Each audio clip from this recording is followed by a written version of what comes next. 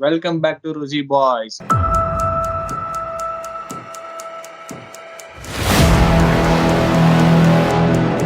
இன்னைக்கு நம்ம பார்க்க போற விஷயம் என்னன்னு பாத்தீங்கன்னா, நம்ம சேலம் மாநாடு விஸ் மதுரை எடப்பாடி ஐயா மாநாடு. வணக்கம்.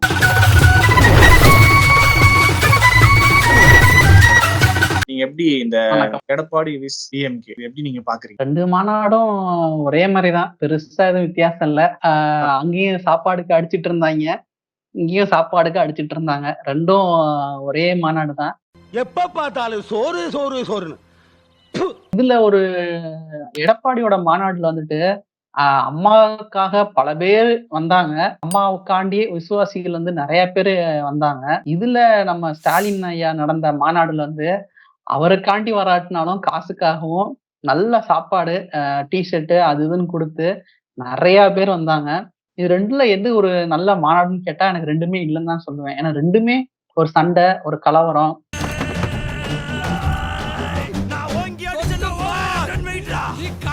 அங்கிட்டு போய் விளையாடுங்கப்பா.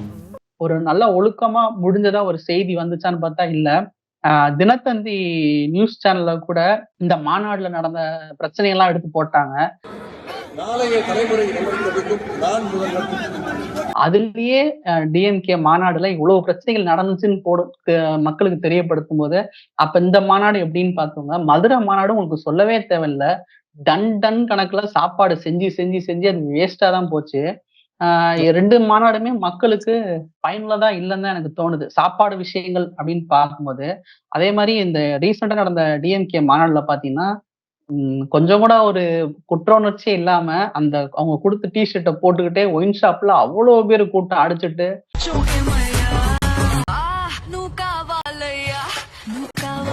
பார்க்கும்போது மாநாடு எதுக்கு நடக்குது, என்ன ஒரு இதுல நடக்குதுன்னு எங்களுக்கு தெரியல. 2 மாநாடுக்கும் ஒரு பெரிய வித்தியாசம் எனக்கு இருந்த மாதிரி தெரியல. மேபி வந்து ஆனா விசுவாசிகள், அம்மாவுக்கான விசுவாசிகள் இன்னும் வந்து ஒரு ஒரு கட்டுக்கோப்பா இருக்கவும் நான் பார்த்திருக்கேன். அதே மாதிரி கலைஞருக்காக இன்னும் ஒரு 60, 70 வயசு தாண்டினவங்க இன்னும் அவருக்காண்டி விசுவாசமா இருக்கிறத நானும் பார்த்திருக்கேன். ஆனா அடுத்த தலைமுறைகள் வந்து ரொம்ப ஒரு ஒஸ்டா தான் நடந்துக்கிறாங்க. அந்த 2 கட்சியிலுமே நான் பார்த்த வரைக்குமே. இது நான் வந்து நானா ஓப்பனா சொல்ல, நான் செய்திகள்ல பார்க்கிறேன். இன்ஸ்டால வருது, யூடியூப்ல வருது. அந்த மாதிரி வீடியோஸ்லாம் நீங்க பார்த்தீங்கன்னாலே உங்களுக்கு தெரியும். கீழ சைடுல நான் காட்டுறேன். அதுல பாருங்க, டிஎம்கேல இருக்கிற கட்சி தொண்டர்கள் சீட் விளையாடுறத நீங்களே பார்த்திருப்பீங்க. உதயநிதி ஸ்டாலின் பேசிட்டு இருக்காரு, இங்க சீட் விளையாண்டுட்டு இருக்காங்க. அதே மாதிரி அங்க எடப்பாடி மாநாடுல எடப்பாடி அங்க பேசிக்கிட்டு இருக்காரு, இங்க சாப்பாடுக்கு சண்டை நடந்துட்டு இருக்கு. இது என்ன ஒரு ஒரு கட்டுக்கோப்பு இல்ல, ஒரு ஒழுக்கம் இல்லன்னு தான் நான் சொல்ல வரேன். ஏன்னா அம்மா இருக்கிற வரைக்குமே அது ஒரு நல்ல கட்டுக்கோப்பா இருந்துச்சு. கலைஞரையா இருக்கிற வரைக்குமே அது ஒரு நல்ல கட்டுக்கோப்பா இருந்துச்சு. இப்ப இந்த மாநாடு வந்து ஒரு சரிசம நிலையில இல்லாம போச்சோன்னு எனக்கு ஃபீல் ஆகுது. இதுக்கு முன்னாடி பாத்தீங்கன்னா, இந்த ஜெயலலிதா, கலைஞர் இவங்கெல்லாம் வந்து உண்மையான ஒரு விசுவாசி இருந்தாங்க. அவங்களுக்காக வந்த கூட்டம்னு இருந்தது. ஆனா இப்ப பாத்தீங்கன்னா, அப்பயும் காசு கொடுத்து கூப்பிட்டாங்க தான். ஆனா இப்ப ஃபுல்லாவே காசு மட்டும் தான் கொடுத்து கூப்பிட்டுட்டு இருக்காங்க. இதே மாதிரி போயிட்டே இருந்துச்சுன்னா, அடுத்து வர இளைஞர்களுக்கு வந்து இது என்னடா இவனுங்க அப்படின்ற மாதிரி ஆகிட்டு சுத்தமா ஒரு இதுவே இல்லாம போயிடும். நாடு சீர்கெட்டு போயிடும்.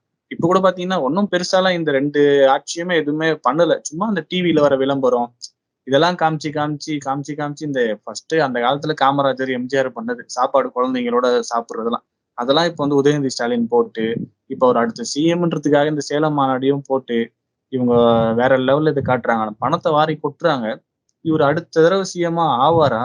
இது நீங்க எப்படி நினைக்கிறீங்க, பாக்குறீங்க?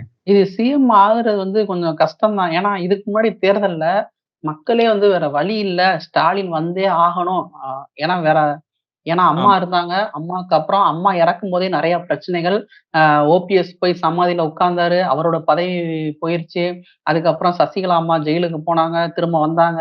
டிடிவி தினகரன் தனியா போனாரு, திரும்ப இபிஎஸ் தனியா அரசியல்ல வந்தாரு. சிஎம் திடீர்னு எதிர்பார்க்காம இபிஎஸ் அடிச்சுட்டு ஒரு லக்குன்னு.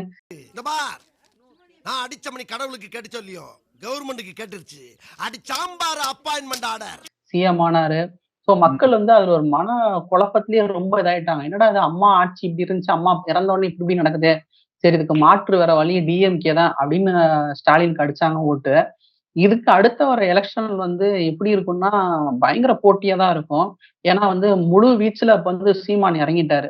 சீமானோட வாக்கு சதவீதம் வந்து ஏறிக்கிட்டே தான் போகுது. இப்ப நாம் தமிழர் கட்சியில அவங்களோட மாநாடு ஸ்டார்ட்டிங் பார்த்தீங்கன்னா, சிலம்பாட்டம், ஒயிலாட்டம் இதோட தமிழ் கலைகளோட தான் அது ஆரம்பிக்கும். ஸோ இதனால ஒரு மக்கள் மத்தியில ஒரு வரவேற்பு வருது. ஸோ இவங்க நடந்த 2 மாநாடும் அடுத்த தேர்தலுக்கு ஒரு பயனுள்ளதா இருக்குமான்னு கேட்டீங்கன்னா, ஒரு கொஸ்டின் மார்க் தான். ரொம்ப டவுட் தான் நான் சொல்லுவேன். ஏன்னா பணத்துக்காக மக்கள் இருக்காங்க, இன்னும் இருக்காங்க. இன்னும் காச வாங்கிட்டு தான் ஓட்டு போடுறாங்க. அந்த நிலைமை இருந்துச்சுன்னா, கண்டிப்பா காசு இருக்கிற ஆளு தான் ஜெயிப்பாங்க. இல்ல நமக்கு காசு தேவையில்ல, நல்ல நமக்குன்னு ஒரு ஆட்சி குடுக்கணும்னு ஒரு மக்கள் மத்தியில ஒரு எண்ணம் வந்துருச்சுன்னா, இந்த 2 மாநாட கம்பேர் பண்ணும்போது, இது மக்கள் மத்தியில எப்படி இன்னும் அரசியலுக்கு போகும், அடுத்த தலைவர தீர்மானிக்கிறதுக்கு போகும் பார்த்தீங்கன்னா, இது ஒரு முட்டாள்தனமான ஒரு இதுதான் நான் சொல்லுவேன். ஏன்னா வந்து பூரா காசுக்காண்டி தான் மக்கள் போறாங்களே தவிர, ஒரு உணர்ச்சிபூர்வமான ஒரு மக்களுக்கு அந்த எண்ணங்கள் இல்ல. ஏன்னா இப்ப விஜய் வந்து பார்த்தீங்கன்னா, கட்சி ஃபர்ஸ்ட் மார்க் எடுத்தவங்களுக்கு ஒரு பிரைஸ் குடுக்கிறதா இருக்கட்டும், இல்ல நேர்ல போய் விபத்துக்குள்ளானவங்க, இல்ல ஏதோ ஒரு பிரச்சனையில மக்கள் பாதிக்கப்பட்டாங்கன்னா நேர்ல போய் சந்திக்கிறதா இருக்கட்டும். ஸோ களத்துல இறங்கிட்டாரு அவரு. அவரும் ஆரம்பிச்சுட்டாரு.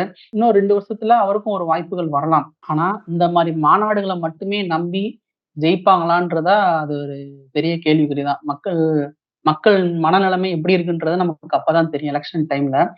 நாங்க திரும்பி அடுத்த வீடியோல சந்திக்கிறோம். அதற்கு நன்றி, வணக்கம். நன்றி, வணக்கம்.